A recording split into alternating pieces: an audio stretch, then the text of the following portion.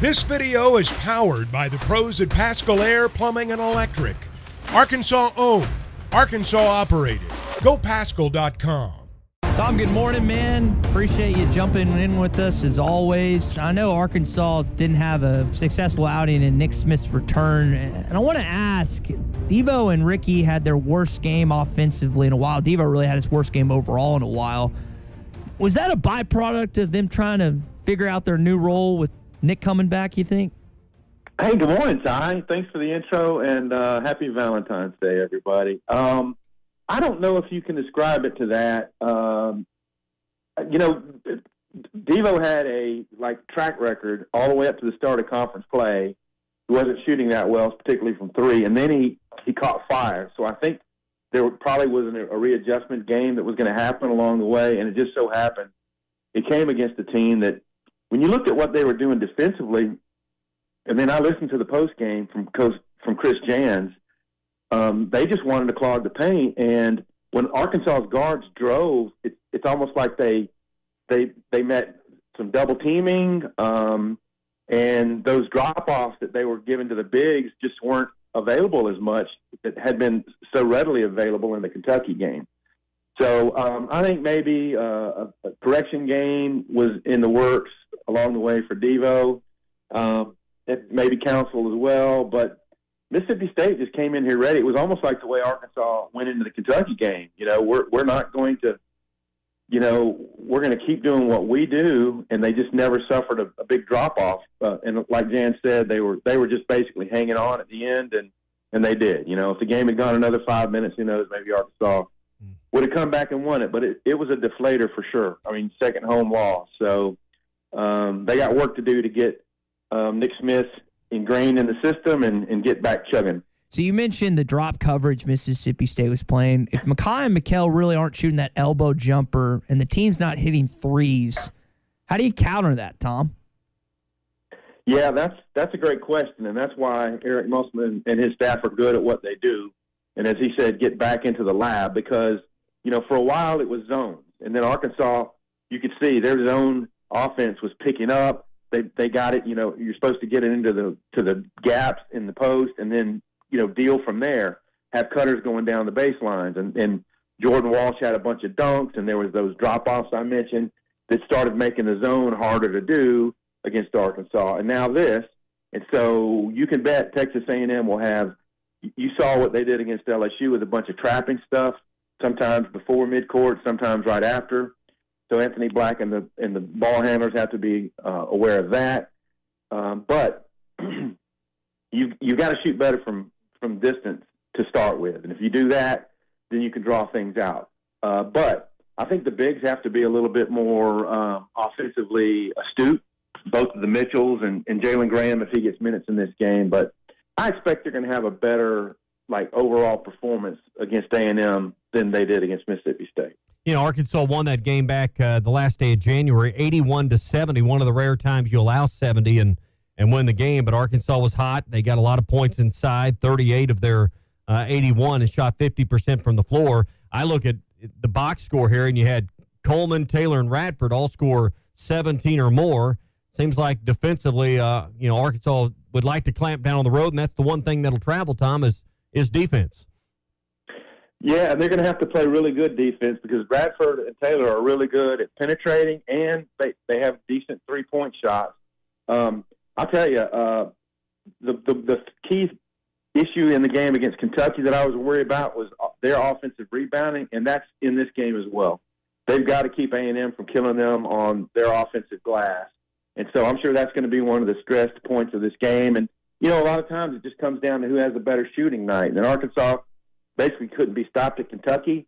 If A&M shoots the ball well, then they're going to be hard to beat tomorrow night. And if Arkansas shoots the ball well, they're going to give themselves a chance to win this game. Yeah. So would a win on the road at A&M be – how would you counter that with a loss at home to Mississippi State? Would a win on the road at A&M count for more since it's a road win against a team with a higher net ranking, or would it just neutralize a home loss in your opinion? Well, it neutralizes it just from the standpoint of where you are in the standings. But I think when it comes to inputting that data into the computers, I think getting a road win, and, I did a little note on this. A&M, I think, is about 33 in the net ranking, so that would be a quad win on the road, a quad one win on the road. And I just don't understand how some of the guys who put together the brackets don't have A&M like more highly regarded. I know they were 7-6 or whatever that was, 6-5 in pre-conference, and they had some eye-opening losses like to Wofford. But man, their last 12 to 15 games, they have looked really strong. And I moved them up to number 2 in our conference power rankings. Very, very tough win. But I think you'd get a slightly bigger benefit from this road win than you did from the home loss. And I agree on that, Tom. And on the subject of where Arkansas could be moving forward in their next 6 games, what do you think they have to finish for them to confidently be in the tournament come Selection Sunday? Well, I'm pretty sure hold and serve at home. So if you go 3-3, if you beat Florida and Georgia and Kentucky, I think you're looking at a pretty good shot, simply because playing Alabama on the road and Tennessee on the road is going to improve it's going to keep your net ranking up there pretty good. And because they had a good pre-comp, their strength of schedule is way up there. I think that puts them in good shape. If you get a road win at either A&M or Tennessee or Bama, then I think it clinches it for you. I mean, as long as you don't just fall apart otherwise. So I don't anticipate that happening.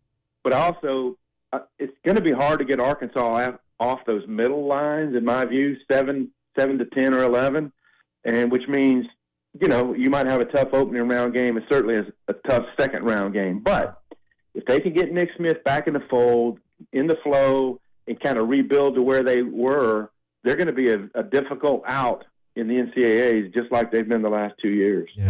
Tom, you mentioned Alabama. If they beat Tennessee and Knoxville tomorrow night, do they lose a conference game in their remaining 5?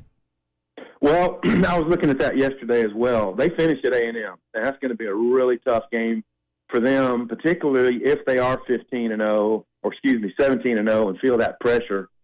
You know what I mean? Like to complete a perfect conference season. And I'm not sure when the last time that was. Maybe Kentucky. I need to research that for my next SEC report. But I don't know. I just get the sense that somebody somewhere, Oklahoma, when they got down in that game, they didn't shoot well from 3. They lost by 24 points or whatever.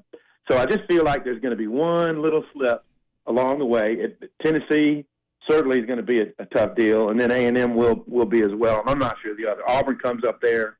That'll be a tough game as well. Yeah, because you look at the league standings with Bama at 12-0 and Texas A&M at 10-2.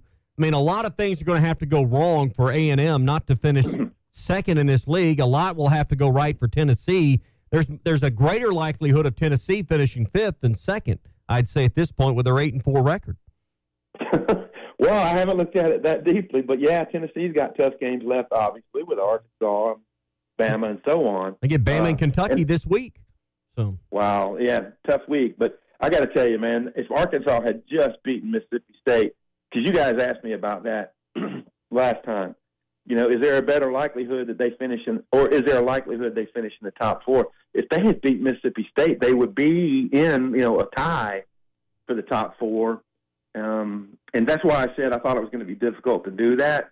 But I did not anticipate losing to Mississippi State. Even though I thought it was going to be a tough game, I thought they'd win it. Yeah, because, I think even though Tennessee's 4 games back in the conference, 2 games back a second, Bama and Tennessee are locks for the tournament. If this is a, say, 6-bid league, I think Arkansas is probably the leader because of their net ranking at 23 amongst that next group of teams. But teams 3 through 6, you might say, for NCAA tournament spots, it's going to be wild and woolly this last third of conference play. Yeah, it really is. And there's some teams that you didn't expect to be there that are ahead of Arkansas that they're going to have to battle past. Kentucky's one of them, and so is Missouri. And so Auburn. They need to, and Auburn, and they lost on the road there. So it's you want to get a really high quality win down the stretch.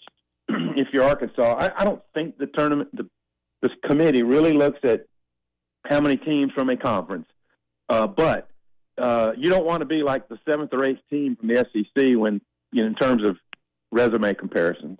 I think people are expecting, as we're talking with Tom Murphy, Arkansas Democrat-Gazette, Whole Hog Sports here, that Nick Smith gets back in a rhythm. Tom, how long are you expecting it to take for him to get back into what we expect out of Nick Smith Jr.? If we had seen more of him, or if I'd seen more of him in high school, I could give you a more, thoughtful answer. If you examine what he did the other night, it looked like he played real feisty defense. I think he had a rush three-pointer maybe at one point. Of course, if it had gone down, we'd have just called it a great shot. But it just seemed like maybe there was one three-pointer that he jacked up pretty quick. In his game, he's got a lot of mid-range stuff. He's got a really nice offensive array. I expect he'll be much better tomorrow night. And then hopefully by the weekend, the Florida game, he's fully back in this, and they start getting a feel for what the rotation is going to look like. Tom, I want to ask you about baseball before we go, and we'll do a little bit more of this on Thursday. But as Arkansas basketball is still in the thick of things, the baseball team gets rolling in Globe Live. The starting pitching, I know with Jackson Wiggins, we talked about this a little bit last week with the torn UCL. Do you have a guy that you expect to be the Friday night starter within a few weeks for this baseball program? Well, yeah, this coming week, right? So I just think Hagen Smith is going to get that opportunity out of the gate. The way they paced him during these scrimmages, and he just seems to have the first weekend thing. And of course, if need be, during the course of the year, Dave Van Horn and Matt Hobbs can move guys around. But it looks to me like him, and then Will McIntyre is going to be in the starting rotation. And then it looks like Hunter Holland, the left-hander, maybe you go left, right, left to start the year and see how that rolls. And obviously we know from past experiences that if they need to make a change, you think about last year, McIntyre came on kind of late, got in the rotation. Guys like Zach Morris's responsibilities moved around a little. And who's going to close games? All very interesting to see start developing for this team. Yeah, and we know the trouble that left-handed pitching has caused Arkansas at the plate. So if what you're saying there is pans out, and you had two lefties in your 3-game rotation, you hope a similar result for your opponents this year with maybe more predominant left-hand pitching. That's right, and it just seems to me the teams that have quality left-handed starting pitching, you just see that the stats for it just seems like it goes a little better for you if they're real quality left-handers. So that's always a plus for you. And then, Hagen Smith, he got out to a great start last year, and then, he lost game 2. I think he got the start against Stanford, and then he planed out a little bit. But they did a great job with him kind of late in the year, giving him a little bit of a rest. And then when it came to the postseason, he wasn't a starter all the time. He moved in and out, but I thought he was really good for him. So I think he's a kid who probably physically is now ready for a few more innings because he certainly comes with great pedigree. Stovall comes to mind. Who are some of the hot bats you expect to see maybe this weekend, or at least lead the offensive charge from the plate for this team? Yeah, well, Dave Van Horn said we're going to see the best version of Brady Slavin, so we know he's a power bat. Hopefully the average is a little higher and the strikeouts are down some. They like Josenberger in the leadoff spot. Caleb Cali, I think he could be the third baseman. I don't know. It's just going to be – and Jace Borfin ought to have a better year. So the cool thing about Dave Van Horn teams is they recruited well. They run a good system, and you're just going to see guys rise and fall. You're going to see maybe there's a dude like Braden Webb out there who doesn't have a high average but hits home runs and drives in runs and gets on base, causes you problems. So I think it's just going to be fun to watch the journey. BetOnline remains your number one source for all your sports betting this season. Everything from the NFL and bowl season to esports. You'll find the latest odds, team matchup info, player news, and game trends at BetOnline. BetOnline features live betting, free contests, and live scores for almost any sport or game imaginable. We're the fastest and easiest way to bet on all your favorite leagues and events. Head to betonline.ag to join and receive a 50% welcome bonus on your first deposit. Make sure to use the promo code BELIEVE to receive your rewards. That's BLEAV. Bet online, where the game starts.